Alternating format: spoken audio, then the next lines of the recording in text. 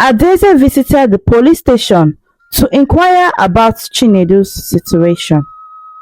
The officers told her that he could be released on bail, but the amount was substantial. She promised to return with the money, though she had no idea where she would get it from. "Alright, Chinedu, I will sell the car, but this is the last time. You have to change for the better. You can't keep putting us through this."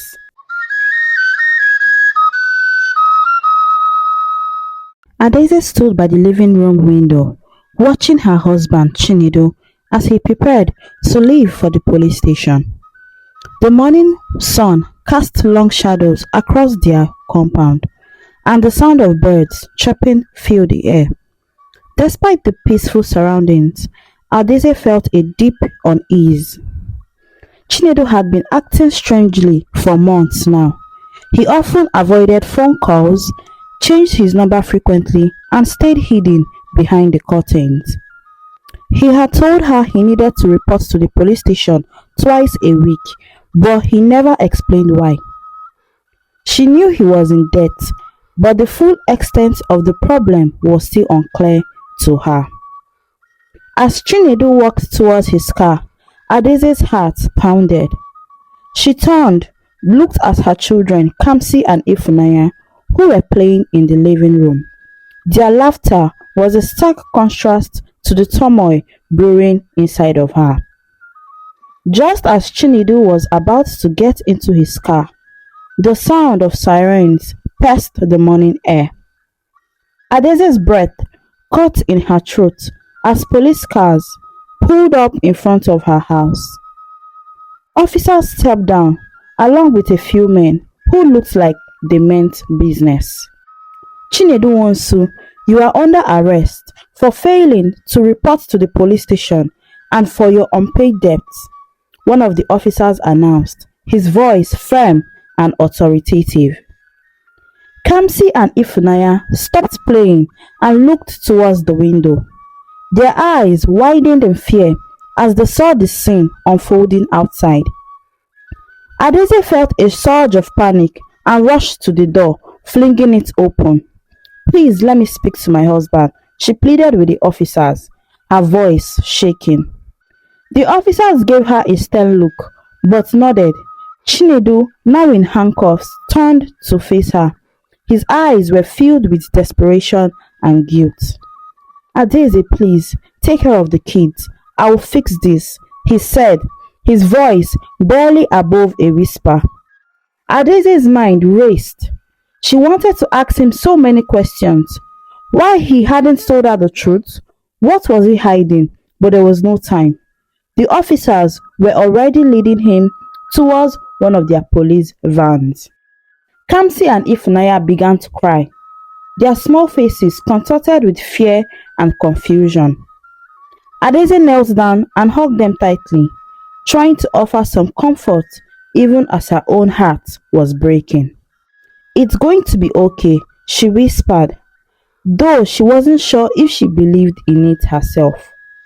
As the police drove away, Adaeze felt a sense of helplessness wash over her. She stood up slowly, still holding her children close. The men who had come with the police, Chinedu's creditors, she assumed were taken amongst themselves. Casting glances at her house, she knew they would be back, demanding the money Chinedu owed them. That evening, after putting Kamsi and Ifunanya to bed, Adaeze sat alone in the living room. The house felt emptier than ever.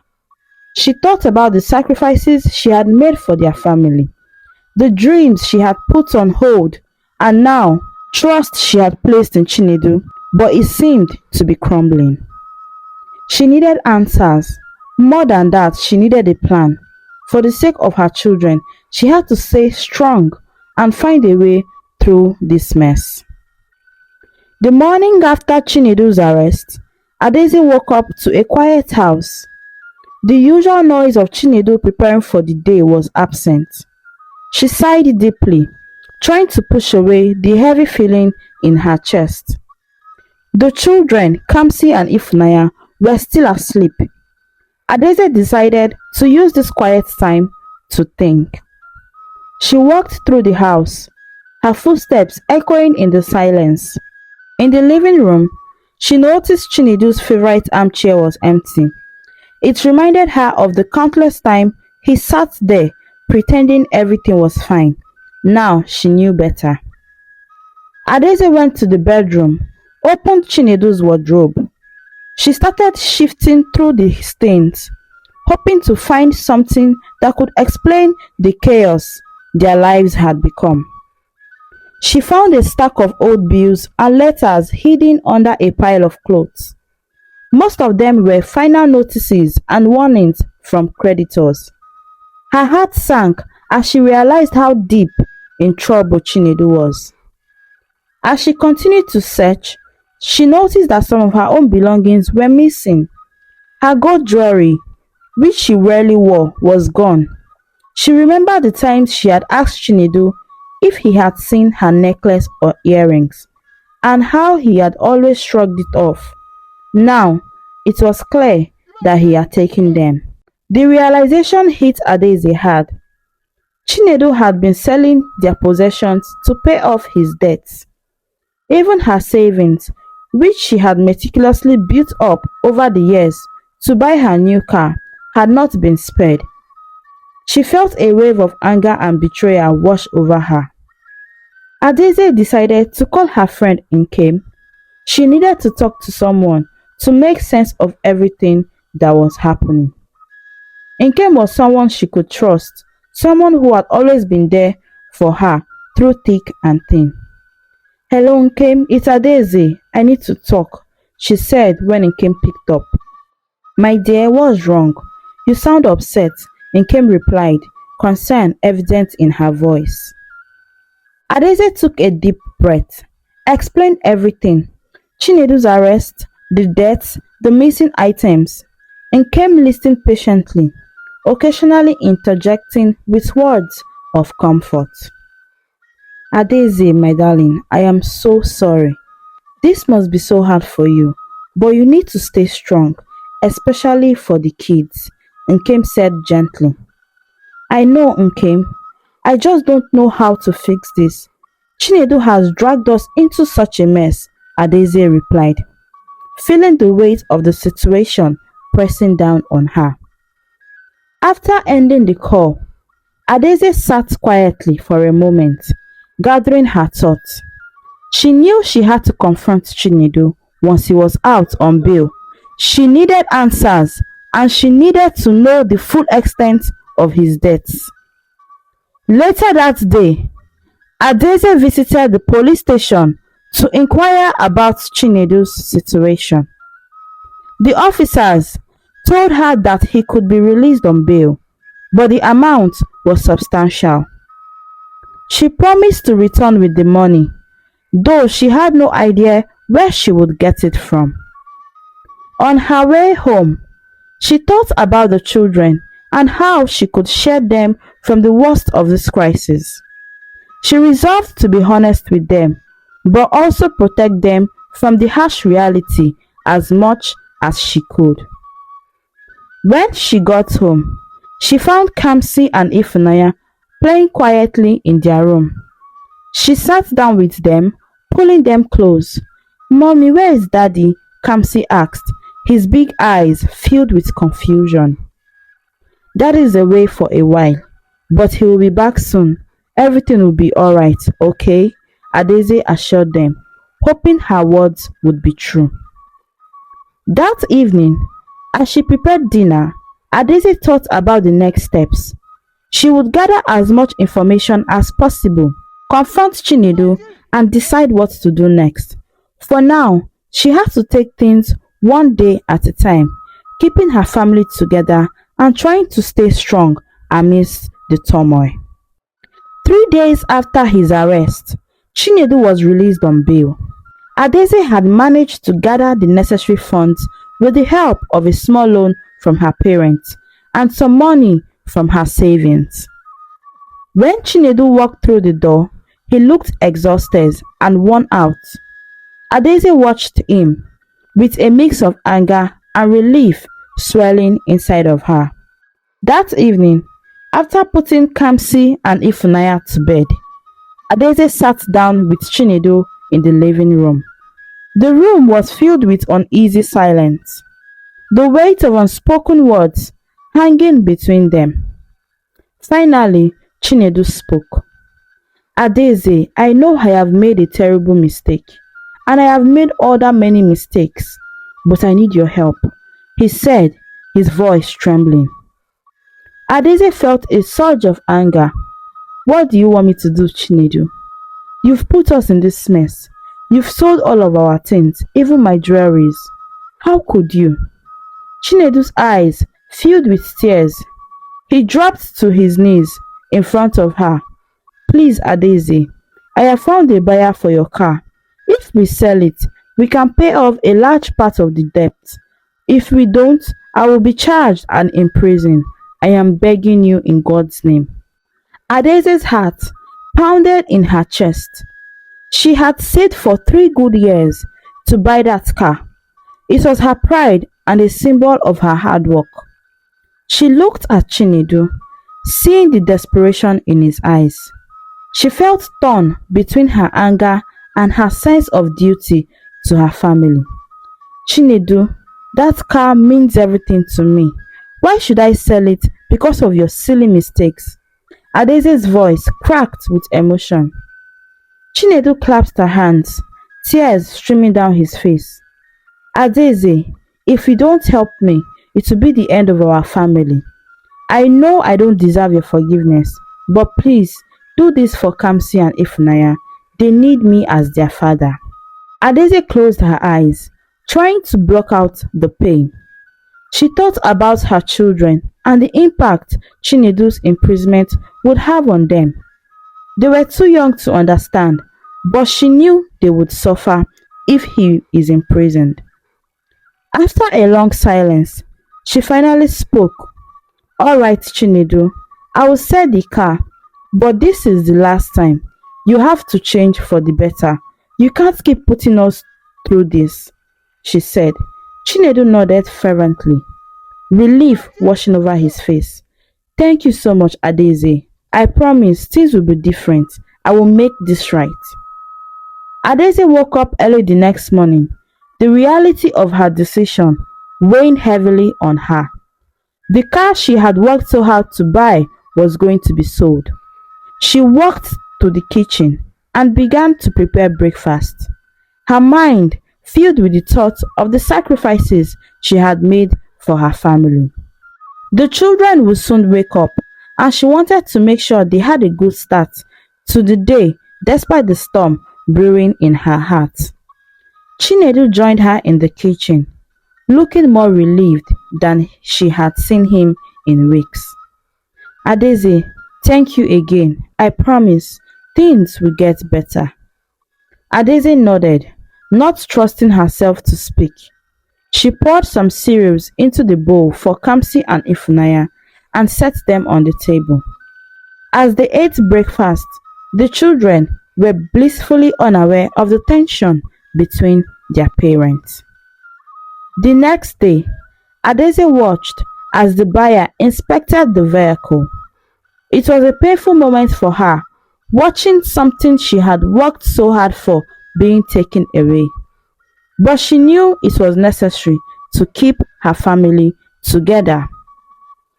Everything looks good, the buyer said, handing Chinedu an envelope filled with money. Adaeze took a deep breath, trying to hold back her tears. She signed the necessary papers and handed over the keys. As the buyer drove away, she felt a part of her hopes and dreams go with the car. With the money from the car, they paid off a significant portion of the debt. For a while, it seemed like things might improve. And in the following days, Chinedu began to show signs of improvement. He was more involved with the children, helping them with their homework and spending quality time with them. He also started looking for a new job, determined to contribute to the household once again. One evening, As they sat together with the children, Chinedu reached out and took her hand. "Thank you, Adaeze. You saved me. I won't forget what you did for our family." Adaeze forced a smile, but deep down, she couldn't shake the feeling of betrayal. She had sacrificed so much for Chinedu, and while she hoped for the best, the scars of his actions remained. She resolved to keep a closer watch on their finances and to ensure that they never found themselves in such dire situation again. Although what Chinedu had initially done with the money was still unclear to her. As the weeks went by, Adaeze tried to adjust to life without her car. She missed the convenience and the independence it gave her. But she knew she had made the right decision for her family.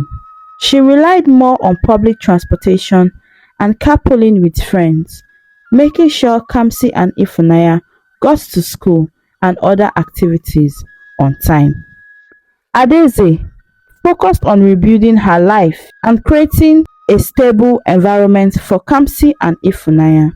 Despite the challenges, she remained strong, determined to protect her family and provide them with the love and security they needed. Months passed, and Adaeze slowly began to feel a sense of normalcy. Returning to her life, Chinedu had been working diligently at his new job, and they managed to pay off more of the debt. There were still challenges, but Adaeze took comfort in the small victories. She had started a small side business, selling handmade crafts, which helped bring in some extra income. Her focus was on providing a stable and happy life for Kamsi and Ifunaya. One afternoon, as Adaeze was tidying up the house, her phone rang. It was an unknown number. She hesitated for a moment, then answered. "Hello? Is this Adaeze Wantu?" A hesitant female voice asked. "Yes, this is Adaeze. And who are you?" She replied, curiosity and a hint of concern in her voice. "My name is Amaka, and I thought to let you know about Chinedu.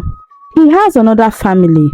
He has been building a house for us," the woman said, her voice shaking. Adaeze's word seemed to tilt. She gripped the edge of her table for support, her mind racing. "What do you mean another family? Chinedu has been with me for years, and we even have 3 children together. He's been building a house for us in the village, so we can move in when it's finally complete," Amaka explained, her words tumbling out in a rush. Adaeze felt a wave of nausea. She struggled to comprehend what she was hearing. "Are you sure you have the right Chinedu Wantu?" "Yes, I am sure. And that is why I called to bring this to your notice so that you can stay off my husband. I am sorry to bring this to you, but you deserve to know the truth," Amaka said before ending the call. Adaeze stood there, stunned. She replayed the conversation in her mind, trying to make sense of everything. The reality of Chinedu's betrayal began to sink in, and her heart shattered into pieces. The man she had sacrificed so much for, the father of her children, had been living a double life. That evening, when Chinedu came home, Adaeze confronted him. She waited until the children were in bed, then faced him in the living room. Her hands trembled as she spoke. "Chinedu, who is Amaka? And why is she telling me you have another family?" Adaeze demanded, her voice breaking with emotion. Chinedu's face turned pale. He opened his mouth to speak, but no words came out. Finally, he managed to say, "Adaeze, please, I can explain." "Explain? Adaeze interrupted, her anger boiling over. After everything I've done for you, you've betrayed me like this? You've been lying to me for years. For years, Chinedu. We even had two kids together. Chinedu, what did I do to you to deserve this? What have I done? Have I done something wrong to you? Chinedu sank into the chair, his head in his hands. I am so sorry, Adaeze. I never meant it for this to get this far. I was trying to fix things. Things got complicated even before we met. But I got into it too deep. I thought I could keep both families separate, he said, stuttering. Adaeze couldn't believe what she was hearing. You thought you could have two families and keep it a secret? How could you do this to us? Chinedu, how could you do this to me? To our children? How? Chinedu looked up at her, his eyes filled with guilt. I am so sorry. I know I don't deserve your forgiveness, but please try to understand. Adaeze shook her head, tears streaming down her face. I don't think I can ever forgive you, Chinedu. You've destroyed my life. You've destroyed my family. You've destroyed my strength and my hopes. You've broken my trust. You've turned me into nothing more than a hopeless person. I don't think I can forgive you. The following days were a blur for Adaeze. She went through the motions of her daily life, but her mind was consumed by Chinedu's betrayal. She couldn't eat or sleep properly, and her heart ached with the weight of his deception. She confided in Nkem, who was shocked and saddened by the news. Adaeze, you don't deserve this. You've been so strong for this family. What will you do now? Nkem, to be honest, I don't even know what to do. I just need time to think. I need to figure out what's best for me and the children, Adaeze replied, her voice heavy with sorrow. Adaeze decided to visit her parents. She needed their support and guidance.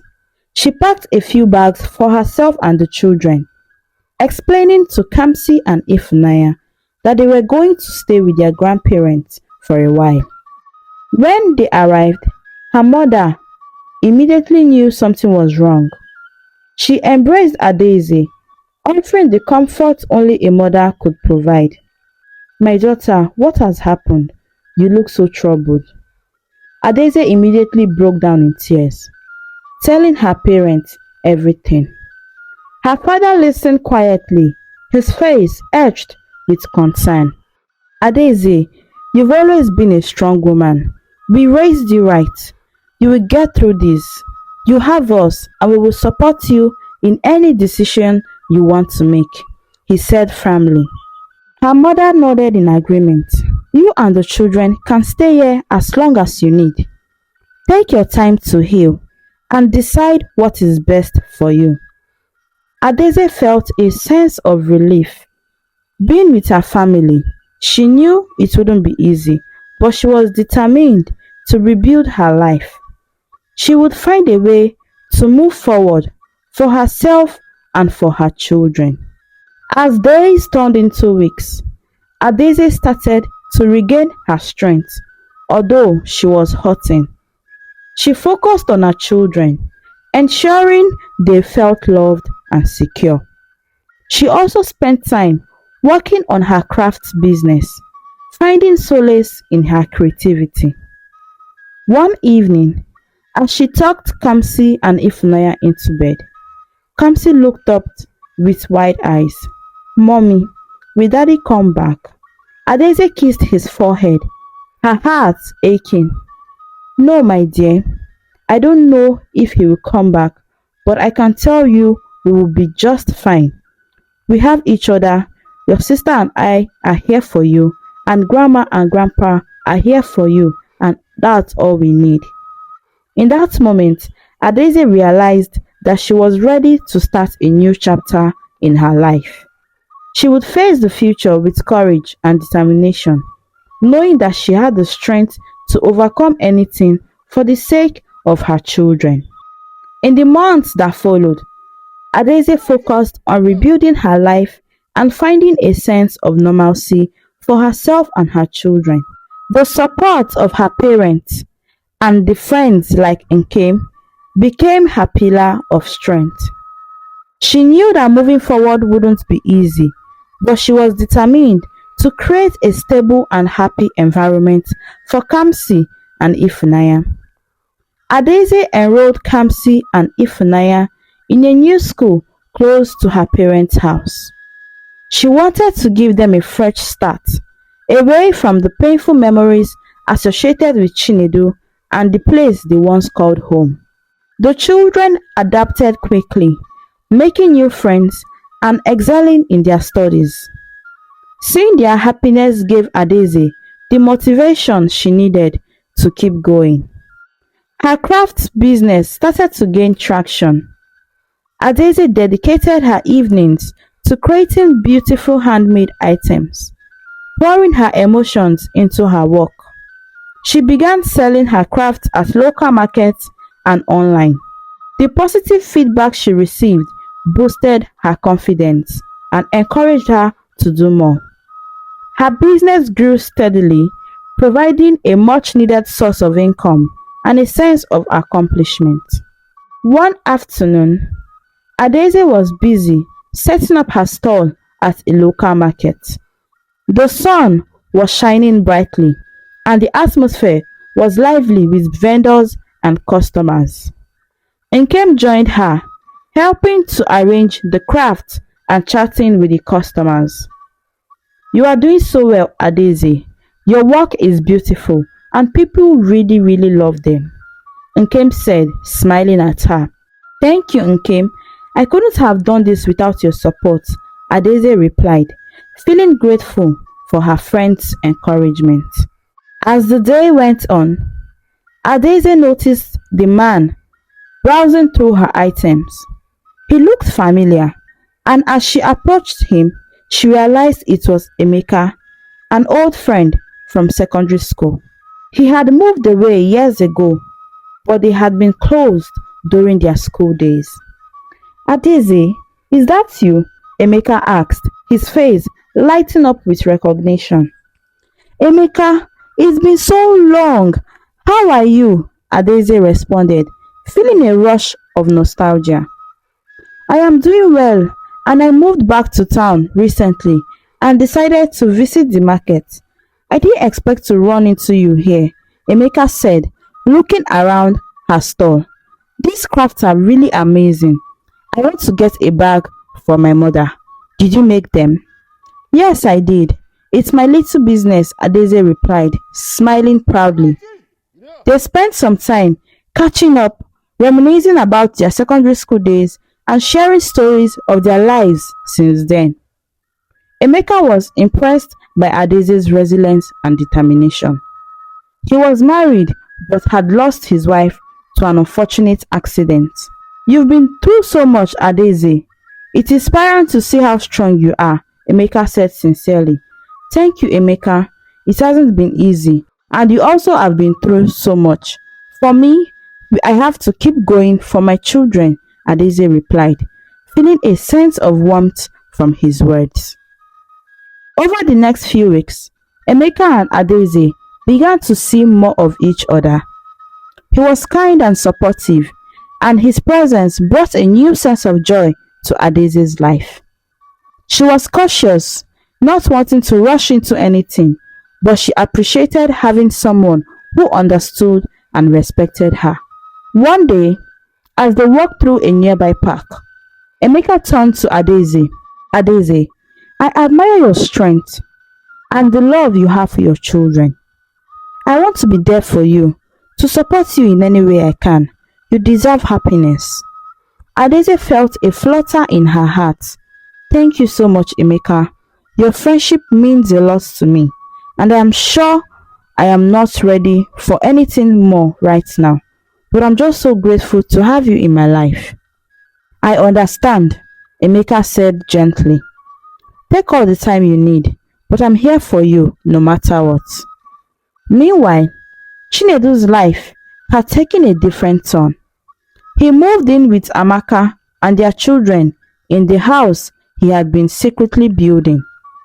Amaka welcomed him, but there was an underlying tension between them.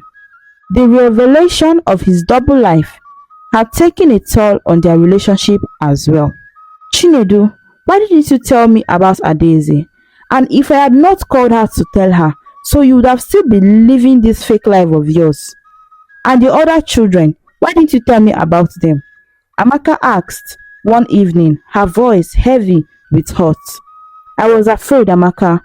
I didn't know how to handle it. I thought I could keep everything separate, but I was wrong, Chinedu admitted, his voice filled with regret. Amaka sighed.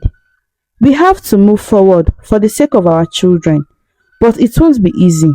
Trust needs to be rebuilt, and you know I've always loved you. Chinedu nodded, knowing he had a long way to go to regain her trust. He realized the full extent of his damage.